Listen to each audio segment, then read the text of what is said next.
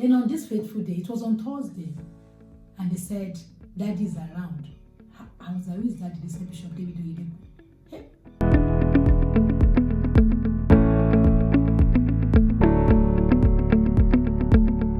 Hello, you're welcome back to my channel. My name is Fumi Chris. If you're new here, please do well to subscribe so that you don't miss out on the amazing videos we're going to be posting. And if you've subscribed already, you're welcome. So in my last video, I made mention that I'm going to be sharing 10 uncomfortable things that I've experienced in my 10 years in Ilorin, Kwara State. And today I'm going to start with something that sounds like an introduction, but then it's part of the topic. And that is the question, why Kwara State? Why Ilorin? Did you school here? Are you from Ilorin? I've heard so many of such questions.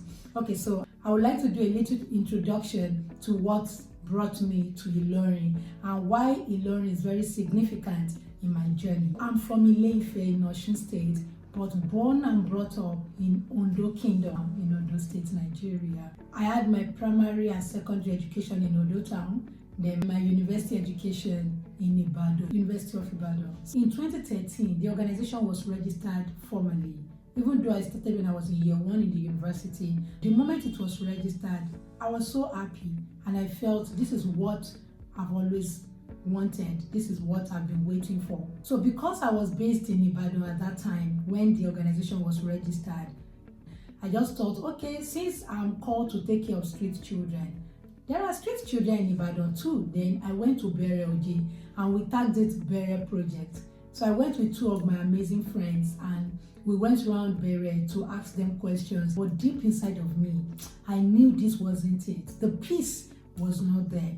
And that day we go back home, and on the 18th of November 2013, the old registration was still in progress at the time. The certificate wasn't ready, but I was so eager to start something. So I slept and I had a revelation. And in that revelation, I saw that I was in a congregation. I was sitting at the front and we were all waiting for the pastor. I wasn't part of them, but then I found myself with them and we were waiting for the pastor. And all of a sudden, the pastor came and he started praying in the spirit and he held my hand and jacked me up. I was confused. I didn't know what was happening. Like, why me? You don't even know me. I'm not part of your congregation. I just found myself here. And he started praying in the spirit. And the next thing he said, God said I should tell you to calm down. So as he was giving me the message, I was raising my hand. I kept quiet so that I could talk. And I said, see, I'm this kind of person. It's like there's fire in my bone. I feel like going to prison or packing all the children of the inmates and be taking care of them, or go to the street and pack the children of the lunatics, the mad people, and be taking care of them. Then somebody in the congregation shouted, choleric. I said, exactly. You know what the man said? The pastor said, the person that put the fire there said, calm down. So I kept quiet and I woke up. I knew nobody needed to interpret the dream to me. I knew that I needed to calm down. Until January 2014, I was in church. It was our annual fasting period in Living Faith Church. And I was in church on that fateful morning. Then a conversation started in my spirit. It started by saying, you know, Ibrahim, that's one of the Niger family, is different from other ones you've met because they were quite hostile to me. And I said, yes, that Ibrahim is different among them. He really wants his children to go to school. Then the spirit says, so you have to go and follow Ibrahim. I was like, Ibrahim just got a job in Ilorin as security guard. And where do I follow him to? Meanwhile, in our family, Ilorin, Kwara State is on the black book, or was on the black book of our family. In 1992, my uncle was brought back home. As at the time he was working with the railway station, things weren't going well with him. He came back home. 2012, my brother was brought back home because he came to Ilorin and things weren't working well with him. So for God to say I should follow a beggar to Ilorin, it was out of the conversation for me. I knew that this couldn't have been my thought. So that day when I got home to my brother's place, I told him, his family, all the children were there. I said, Granny, this is what God said, that I should follow Ibrahim to Ilorin. He said, okay. Then I said, okay, maybe after the fasting and prayer, I'll go. But all through February, I'd forgotten. Until when my nephew called my attention to it, that when are you going to Ilorin? I was scared. It was like I've been trying to, look away from it, but he brought my attention to it. So I started making preparation. I came around, I met with the Ibrahim family. They were so happy, and I told them that, you see what, I'm coming back. I'm coming back by April. I went in March. I said, I'm coming back by April, and by that time, we're going to have a school, we're going to have a shelter, we are going to have vocational training center. They were so happy. The children were already dancing. But this was me. My transport fare to Ilorin was given to me by my uncle. Like, I didn't have any means of fulfilling all those promises. And I told him, I said, sir, this and this is what I saw in Ilorin, and this is what I told them. And he said something, said, for me, you're not using your calendar. You don't know how soon God wants to bring those things to reality. You can't put a time on it. You just follow his instruction. Fast forward to June that year, my brother was celebrating his birthday. So I wanted to go, but Holy Spirit told me, you're not going. So I was like, it's all right. And the following day, as early as 5 a.m., there was this promptness in my spirit that it's time to go to Ilorin. I knew it. I knew I knew it like I know my name. I jumped out of bed. I washed my clothes the previous day. I packed everything, cold like that, and I went home to Ondo Town. On my way home, my elder brother called me and was still checking up on me. I said, see, I'm on my way home. He was surprised. Then I went to him and I said, it is time to go to Ilorin. I don't know where I'm going to stay.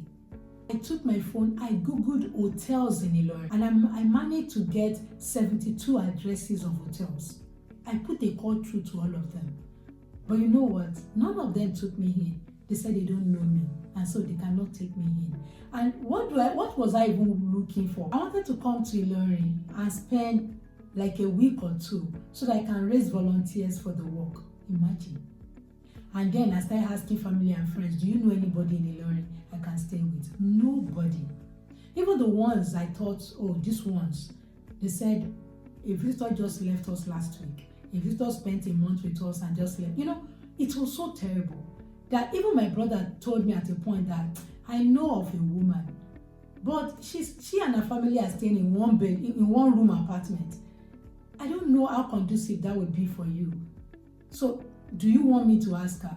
I said, ask her. My brother told me at a point that I know of a woman, but she and her family are staying in one bed, in one room apartment. I don't know how conducive that would be for you. So, do you want me to ask her? I said, ask her. I didn't even care any longer. And could you believe that even this woman said she's not taking me in? Like nobody. It was like, how can God tell you to go and then there's so much barrier on the way? One day, my sister just called me and said, oh, there's this family friend that came to visit us, and he was talking about his work in Omuaran. Omuaran is another city in Kwara State, and her journey is an hard journey from Ilorin. So I said, okay. So he said, so I was like, let me talk to him. Maybe we know somebody in Ilorin. Then I spoke to the brother, and he said he knows people, but the people he knows are pastors.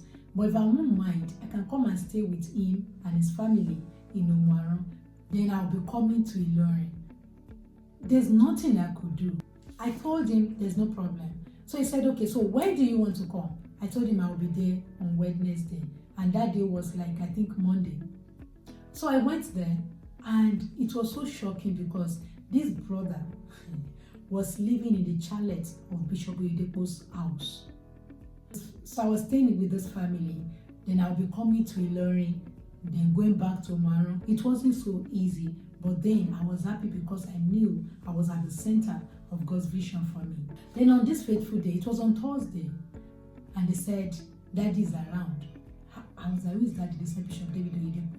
Hey. So I was so happy. Then we went there with the senior pastor, just 5 of us or so that was living in the compound at the time. So we went to greet him as neighbors, so to speak. And when we got to him, he prayed for all of us. He was rushing somewhere for an event, and he just laid hands on us. So he laid hands on me and he declared fresh grace and that was all I needed. So after that experience, I went back to Ibadan. In my spirit, I knew something happened. I knew that there's possibilities now. I knew that there's a release in the spiritual realm. But I was telling God, let me know what to do in the physical realm to bring about the resources that you have given to me, in the spirit. Then I had an event. I called it Inner Circle with Female Shopper with just few of my friends. And that was how everything started. So now, looking in retrospect, the uncomfortable thing there is me staying in Umuaran, being rejected in Ilorin, and staying in Umuaran. It was a sad thing there, because there will be some days that I will be on the street of Ilorin after visiting my people and all of that. And that very day I was very tired. There was nowhere I could sit. I didn't know anybody. I had to journey back to Umuaran. But after I met with Bishop David Oyedepo, I saw why God blocked every entry, every one that's supposed. I believe that even after they said no, they might think of it and say, why did we say no? Because God knew where He was taking me to. He knew that He wanted me to have an encounter with Bishop.